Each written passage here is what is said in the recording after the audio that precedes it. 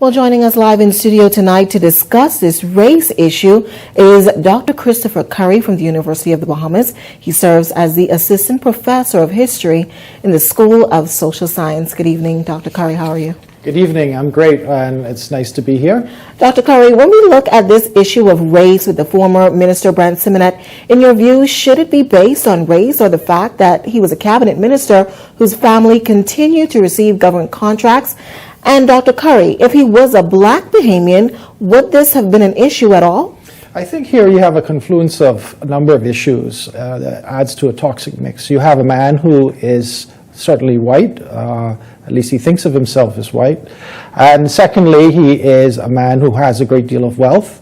And then finally, he is the progenitor or offspring of the Simonet family. You know, his father was Sir Roland Simonet, who was the first premier under the UBP administration. And so he represents in many ways the old guard. He also has, in many ways, outdated, antiquated ideas about the economy and the country.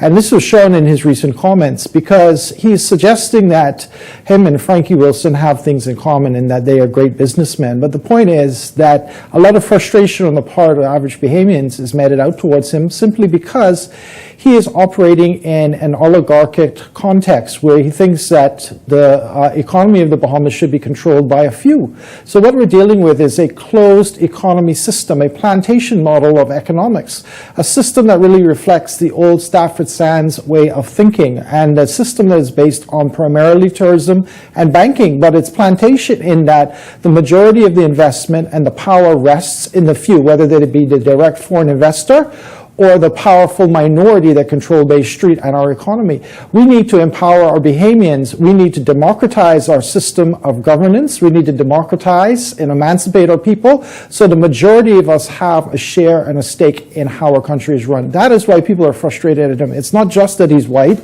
It's that he's white, he's wealthy, and he's the son of Roland Simonet. Well, Dr. Curry, we often hear about certain islands where it's been reported that race is still an issue and black Bahamians are still looked down upon. What's your take on all of this? And do you see race as a real issue continuing here at home? Well, you see, we never had a social revolution when 1967 occurred in majority rule. What we had was a political change.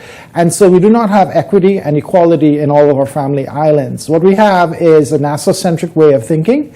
And we have a kind of government that does not give equity and equality to those who need it the most. People in the far-flung islands of the Bahamas and the family islands, they do not have access to goods. They don't have access to resources. They don't have access to the same level of education even that we have here in New Providence. And so what the next government needs to do is work towards a more equal opportunity system where people have access to opportunities regardless of color or skin. We should not be judged by who we know, but what we know. And we are still not at that place in this country. Thank you so much, Dr. Chris Curry from the University of the Bahamas.